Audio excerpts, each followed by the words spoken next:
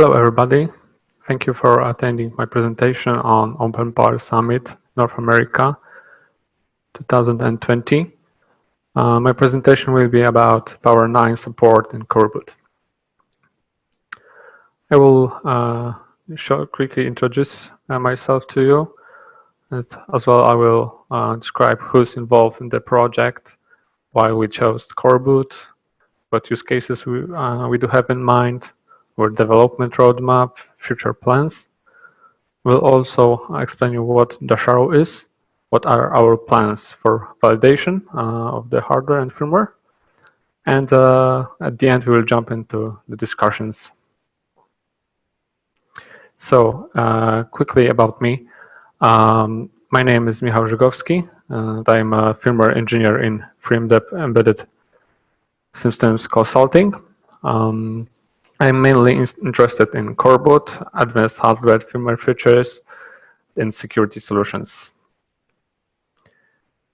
What really firmware is? Firmware is a class of software that helps in low-level installation and control of your hardware.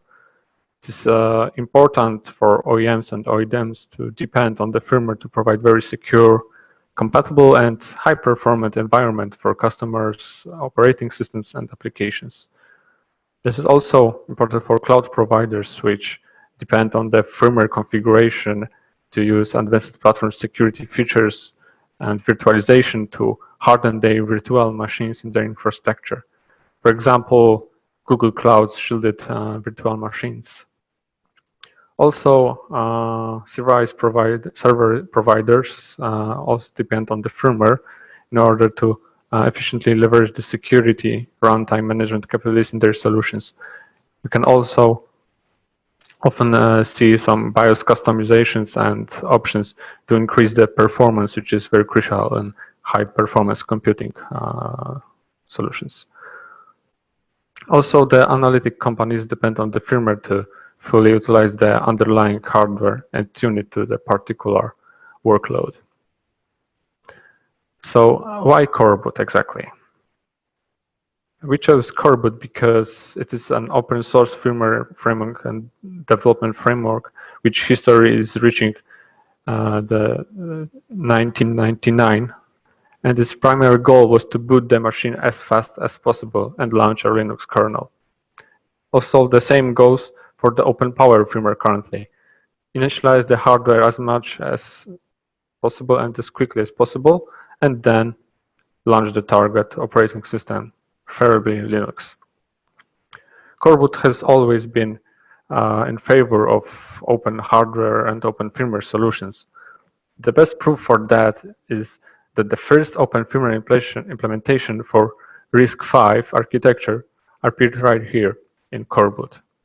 Now the time comes for OpenPOWER.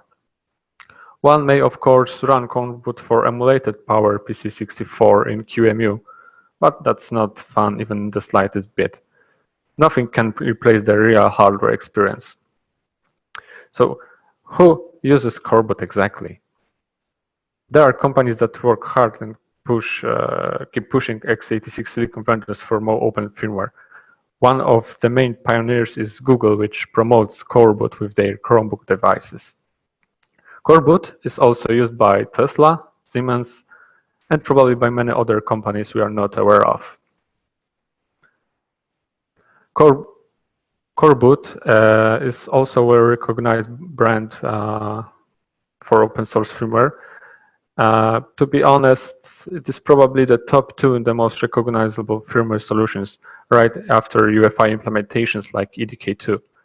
That means if Power would be supported by coreboot, it should become more powerful as well. Coreboot is also known to be super fast and lightweight, so the boot speed should be lower compared to OpenPOWER firmware. The main programming language in coreboot is C. Comparing to C++, which is the main language for hostboot, for example, it is much more simple and lightweight.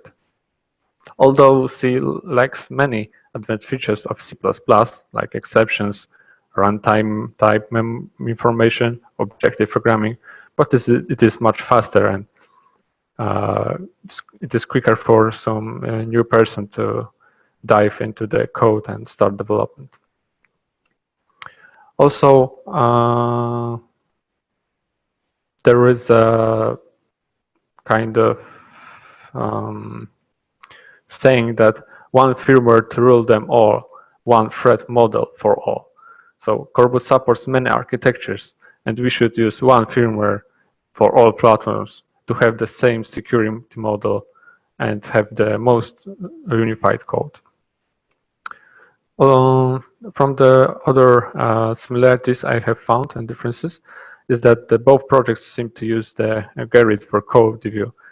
Coreboot, for example, has its own public instance of the Gerrit, which is available at review.coreboot.org, while Power seemed to use an internal one, which I haven't been able to find. It's also easier to find coreboot developers than OpenPOWER firmware developers.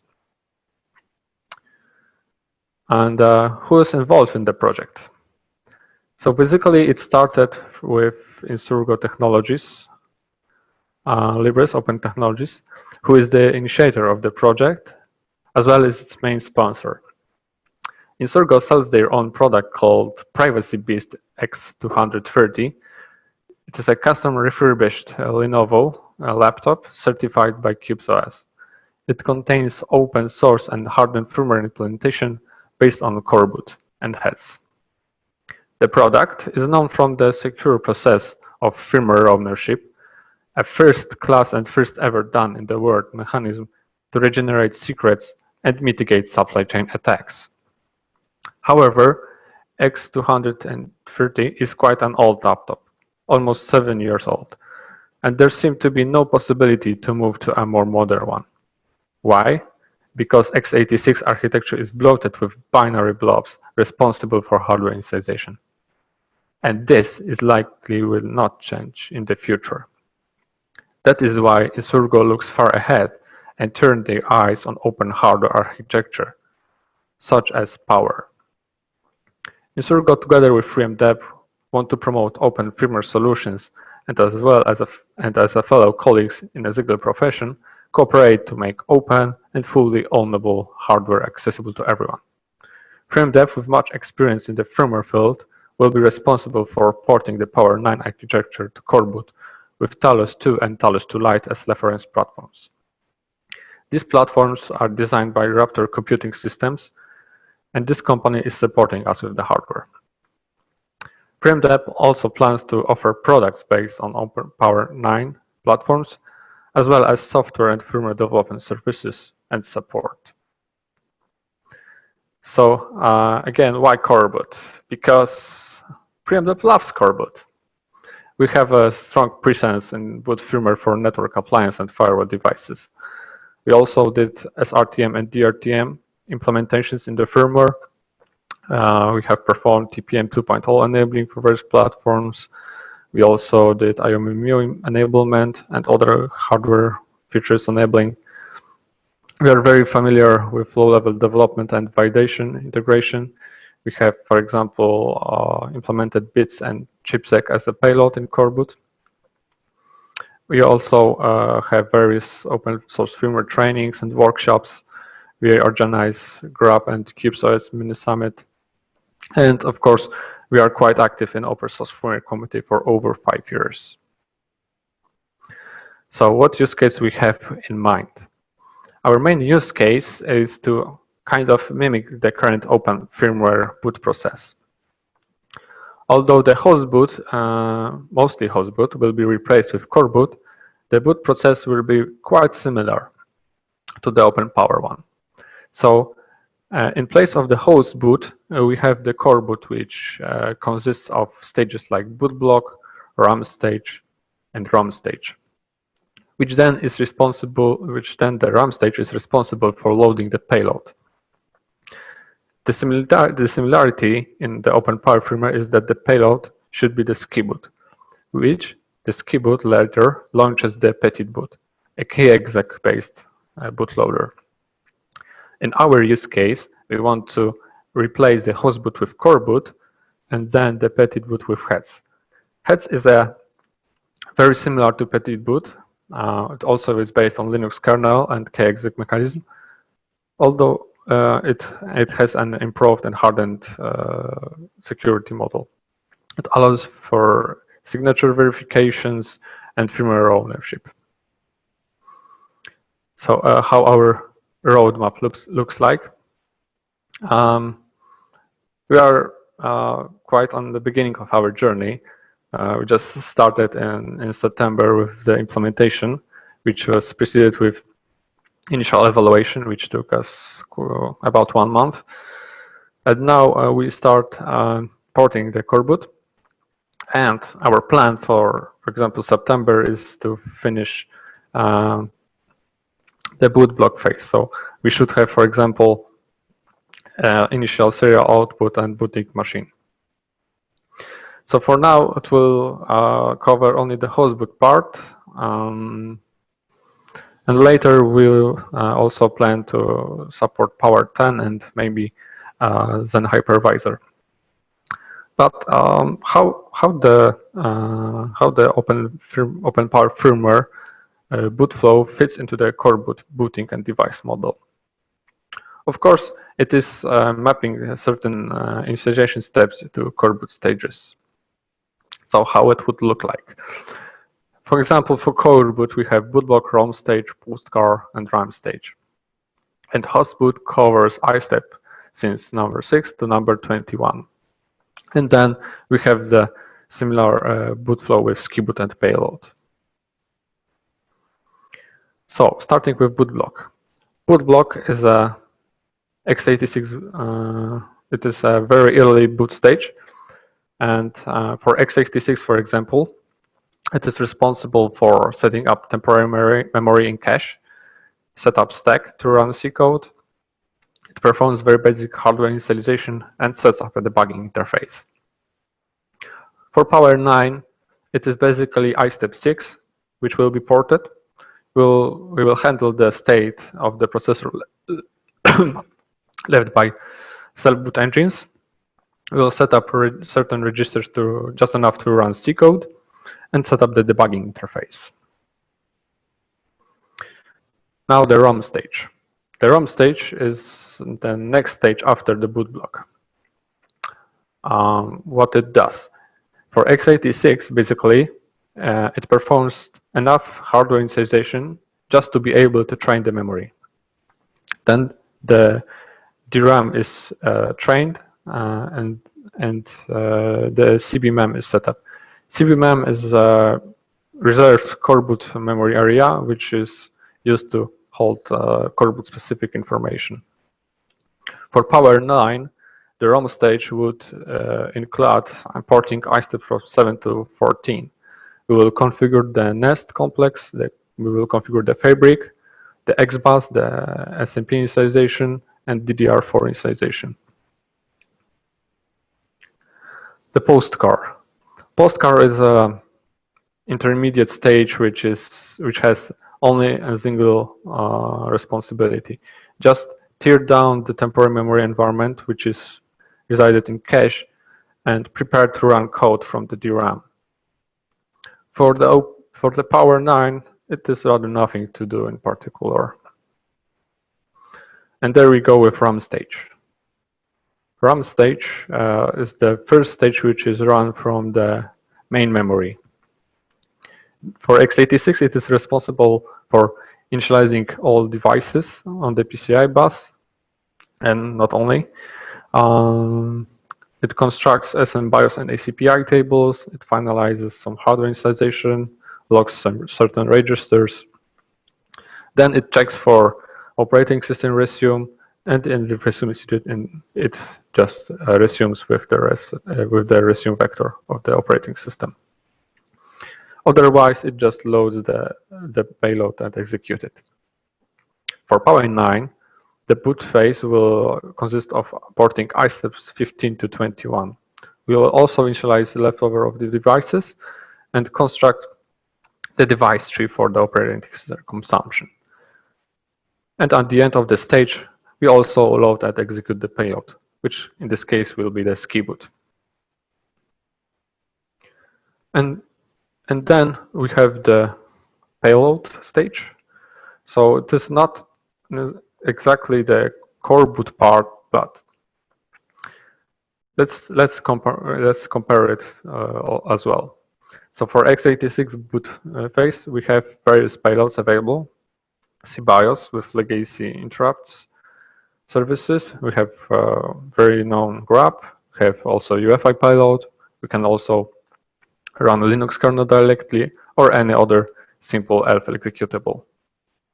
For POWER9, for now, we have only one choice. We have to launch skiboot as a first stage payload, which then skiboot performs the rest of the hardware initialization, like PCI Express link training, and expose the OpenPOWER abstraction layer to the operating system. And then the second stage payload would be the petitboot or heads, or any other kexec-based payload to load the target operating system. Future plans.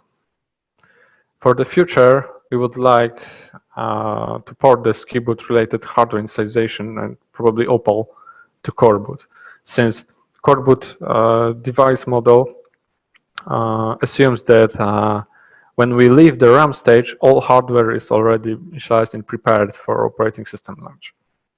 So in order to leverage the advantage of coreboot's flexibility, all hardware initialization shall be done before jumping to the payload.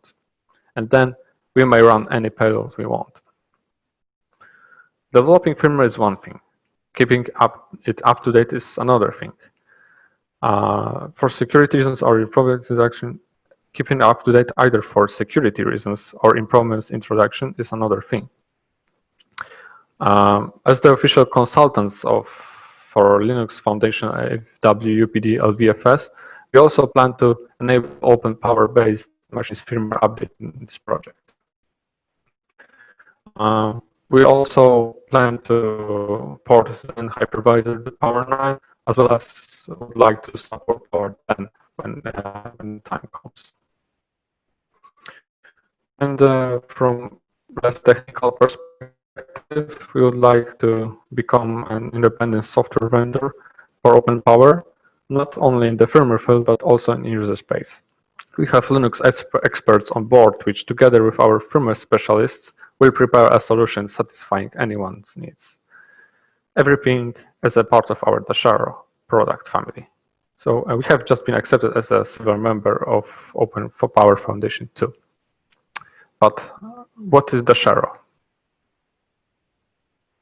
Dasharo is our own product, which we have been developing recently. And the name is took from a chess move, which provides various opportunities for a wise chess master. In Polish, it is called roszada, so we did some kind of anagram. So it opens the rook's position, but most of all, it protects the king. And this is our main idea, to protect the king. And who's the king? The king is the user, and the user should be protected from any threats. That's essentially what Dasharo does. It provides security in a way that may look simple, but its complexity is enormous. So Dasharo is a new BIOS firmware technology that brings the solutions to the problems of ownership, performance, security, and compatibility, allowing to create secure and efficient images that can be fully customizable to your product. So Dasharo for OpenPOWER would also be a firmware technology that would leverage its openness to provide the respectful freedom and openness. So Dasharo consists of 4 modules. It is security module, which includes various security features. Performance module, which is designed to optimize the performance for given workloads. The compatibility module, related to various maintenance features and validation, as well as marketing module, designed to increase the brand awareness and customer value features. And the validation. Our validation is based on remote testing environment, RT. This is our own Orange Pi hat designed to simplify the testing procedures of the firmware, and it is capable of controlling the hardware powered states, gathering flash output, or flashing the firmware itself. So, for example, our validation infrastructure consists of various machines connected to the RTEs, and these RTEs are connected in a network together with REST API software, which allows us to communicate with the RTE and control the device under testing. We have also a PC server for booting operating systems without any storage. And we have also automated tests which are launched and, for example, can automatically generate results whether the firmware quality is good or not. And that would be it for my presentation. Since FrameDepth is on the beginning of the journey with OpenPOWER, I have certain questions to the audience. Do you see any issues in our plan? I would like to hear your opinions. So how could OpenPOWER benefit more from coreboot? Do you see any problem with current OpenPOWER firmware? And if there is any need for independent software vendors providing constant support in the firmware field. Thank you very much for your attendance, and I hope we can have a nice discussion. Okay, so if you don't have any questions now, I will be also available on OpenPOWER Foundation Slack, so you can reach me and find me by my name, and we can talk later.